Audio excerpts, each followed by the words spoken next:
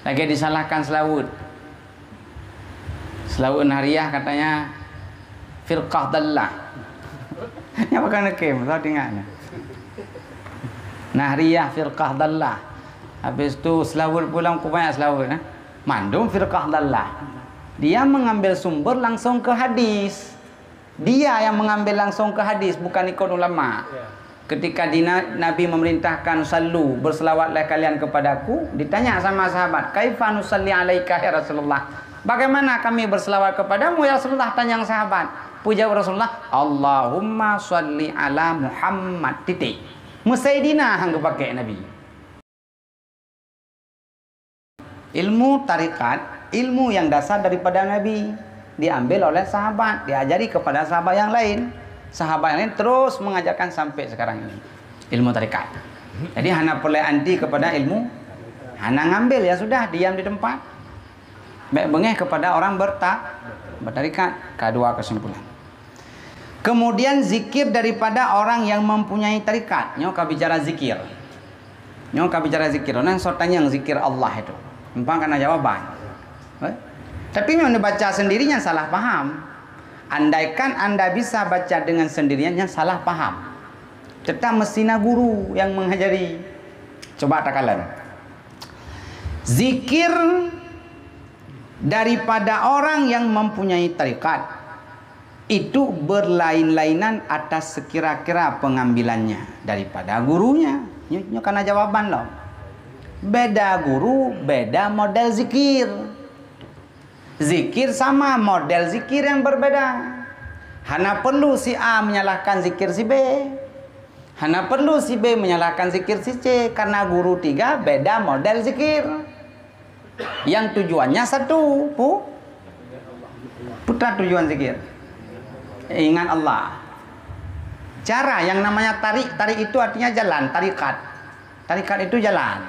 Cara baca. Apa tak baca, kapan tak baca, berapa kali tak baca, itu kan tarikat namanya. Baca yang benar. Beda guru, beda pula tarikannya. Jalan beda karena guru berbeda, tujuannya sama. Jadi kan hana boleh karu sufi ini menyalahkan sufi itu. Sufi itu menyalahkan sufi sana lagi. Kepa pula salah-salahkan.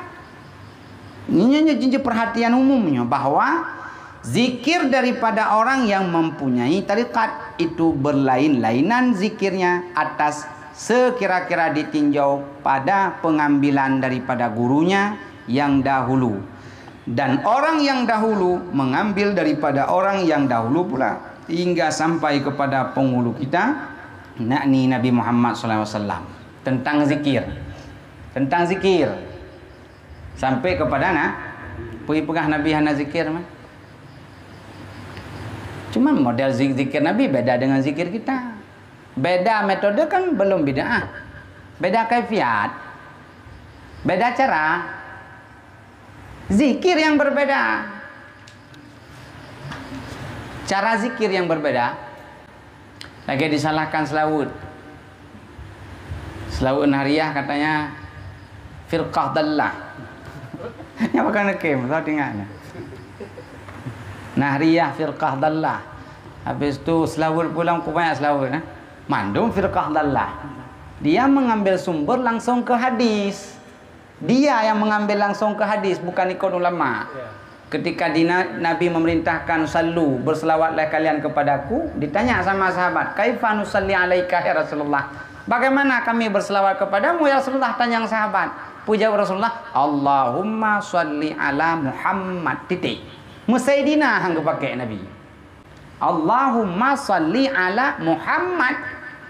Karena kalau Sayyidina diucap oleh Nabi, Nabi terasa droga besar. Karena Sayyidina kan pangkat Sayyid.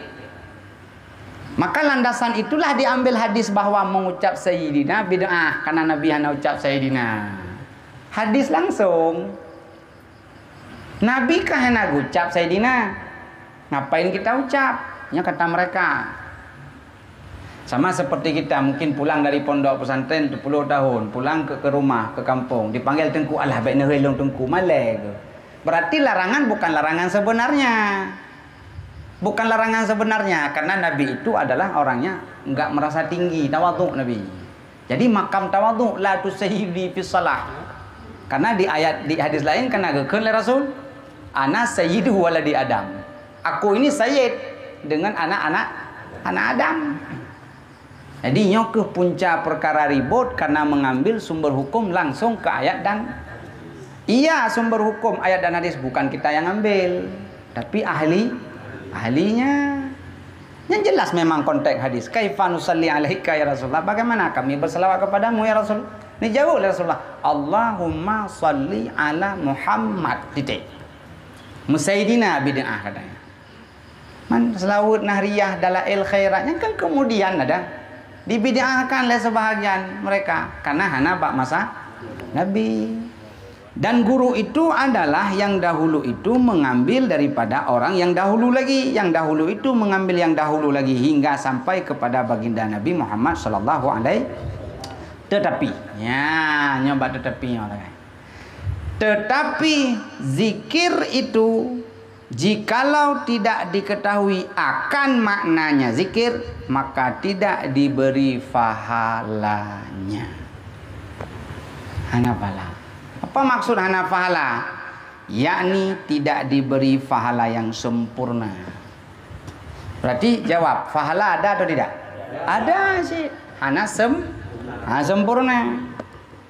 Atas nama zikir yang nggak tahu makna, kan terjemahnya udah salah. Punya Allah gimana terjemah? Putar terjemah Allah. Subhanallah, putar terjemah. Maha suci Allah. Kan terjemah yang dimaksud. Maksud maha sucian apa? Yang ngeukeun makna. Subhanallah, subhanallah, subhanallah. Nah, maka kalau berzikir tidak mengerti makna, tidak diberi pahala yang sempurna, bukan tidak ada pahala. Beda dengan baca Quran. Baca Quran sekalipun nggak tahu makna, pahala ada. Baca zikir nggak tahu makna, pahala ada tapi kurang. Yang makna hana sempurna. Maka gekeun le kata Syekh Ibrahim, nyo Syekh Ibrahim punyo, Ibrahim Al-Bajuri. Syekh Ibrahim Al-Bajuri di dalam syarah Jauharat Tauhid, Tuhfatul Murid. Tuhfatul Murid ala Jauharati Tauhid. Jadi Jauharah Tauhidnya matan. Disyarah le banyak ulama, Jauharatut Tauhidnya disyarah le banyak ulama. Salah satu adalah Ibrahim Al-Bajuri namanya. Nubuh nama kitab syarahnya adalah Tuhfatul Murid ala Jauharatut Tauhid. Apa kata beliau? Barang siapa berzikir Allah maka yaitu bid'ah. Titik. Yang bid'ah ada. Berzikir Allah yang hana tahu mana.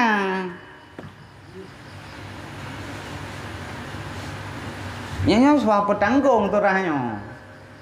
Suah kita tanggungkan memang jelas tulisannya. Barang siapa berzikir Allah, Allah, maka yaitu bid'ah. Yang kata beliau Syekh Ibrahim Al-Bajuri. Mamnya bid'ah gimana? Baik takun. Epa di atas berzikir dengan Allah, tahu mana? Ada pahala. Nyota petanggung perkataan Syekh Ibrahim Al-Bajuri yang berzikir nggak tahu mana. Yang bid'ah. Pastikan zikirnya yang bid'ah, nggak tahu maknanya. Nyanyiin ane kok beda ane. Bom. Kesimpulan gimana? Jika berzikir dengan lafaz Allah, nah pahala, menyohan tahu makna. Kurang pahala, punya tahu makna sempurna pahala. Nah bid'ah man tulisannya gimana? Ya ana umpam yang mana tu aja boleh. Bukti boleh. Kedepannya kata Syekh Ajhuri, nyo Ajhuri juga seorang ulama yang mensyarah kitab Jauharatut Tauhid.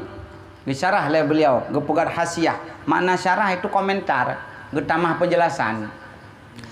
Kata Syekh Ajhuri di dalam hasiahnya bahwasanya zikir Allah itu Jikalau diniatnya dalam hatinya tatkala menyebut lafaz Allah itu di dalam hatinya ma'bud artinya yang disembah, maka diberi pahala. Hana bid'ah.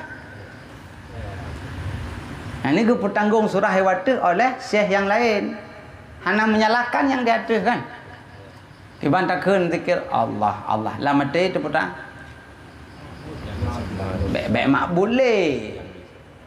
Karena ma'bud itu tiga terjemah. Ma'bud apa terjemah? Yang disembah. Bak lafaz mulut Allah, la mati yang disembah. Allah, Allah. La mati kan bergerak yang disembah, yang disembah. Yang nak apalah? Yang kenyan makna sebenarnya.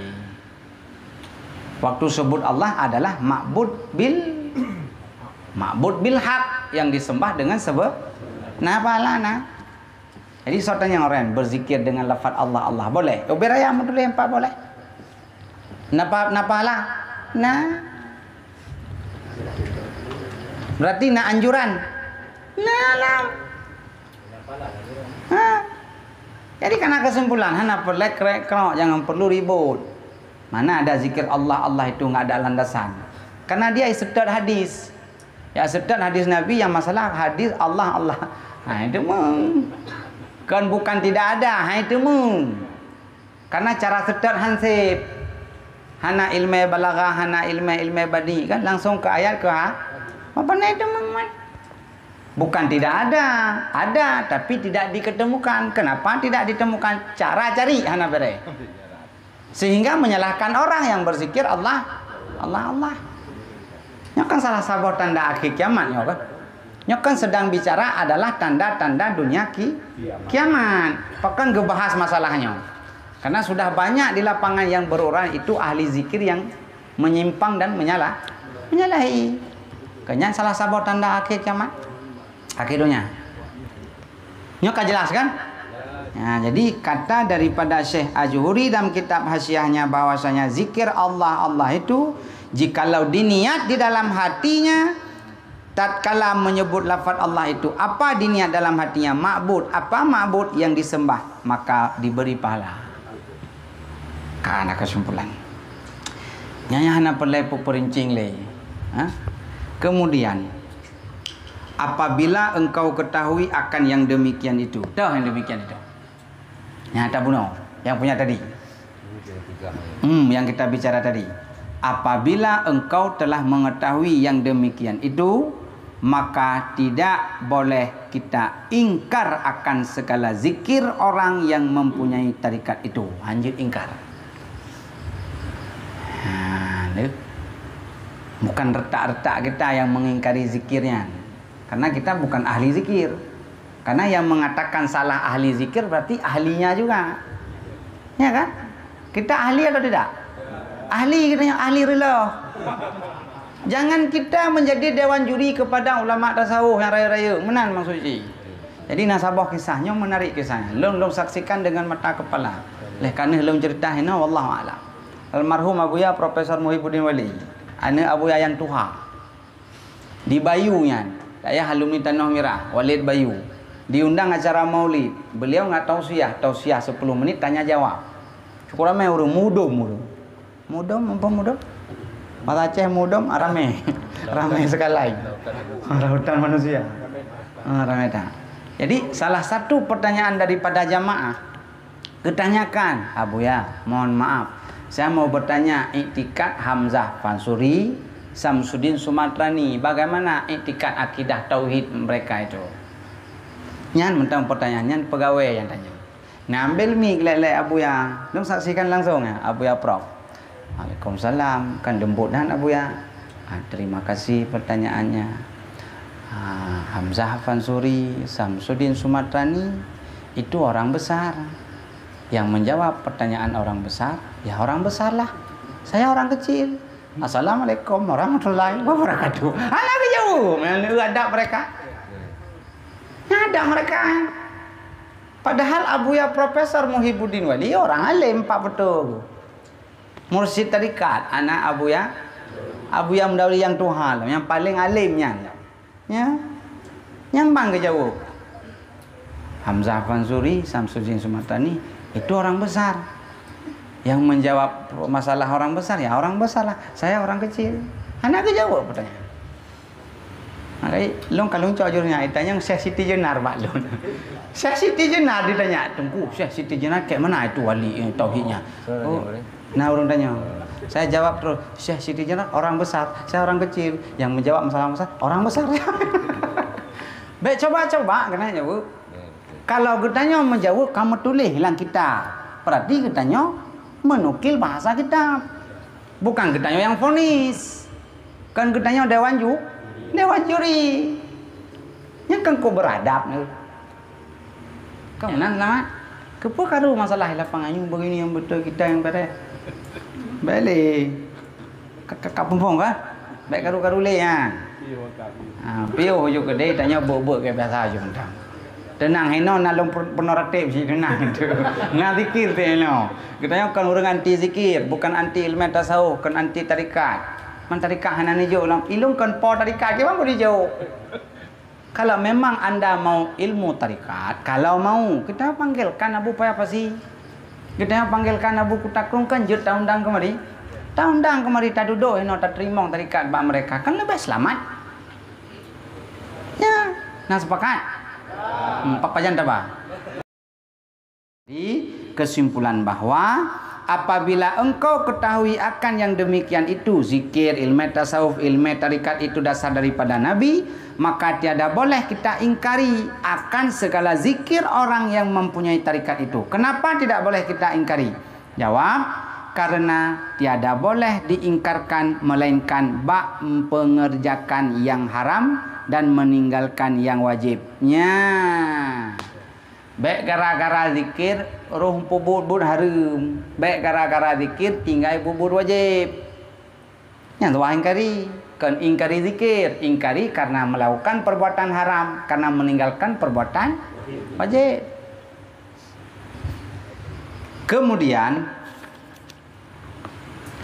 mengenai kalau kita sudah mengetahui yang demikian, zikir itu adalah pada guru tarikat, maka tidak boleh diingkari, melainkan baru diingkari bak mengerjakan yang haram dan bak meninggalkan yang wajib. Dengan syarat jikalau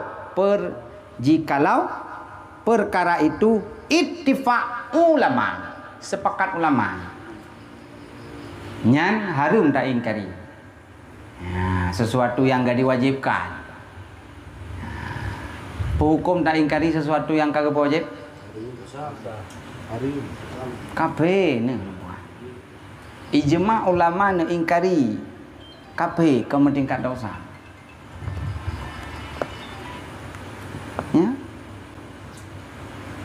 Ingkari gimana maksudnya ingkari? Hang bete. Sembahyang na wajib, yang ke ittifaq ulama yang empat wajib. Dalam Quran pandai nam tulis wajib. Kan aqimus salah tulis. Ittifaq ulama yang pun marah bahwa salat hukum dia wajib. Tak ingkari ijma ulama kabeh tu. Orang yang hanya salat tapi tidak mengingkari dosa besar tapi tidak kabeh. Tapi kalau dia tidak salat serta mengingkari hanya wajib salat kabeh. So parah kabeh dengan dosa besar? Dua-dua parah. Tapi dah lebih parah kabeh dengan dosa besar? Parah kabeh. Kenapa? Setiap kabeh pasti dosa. Setiap dosa besar dalam tentu kabeh.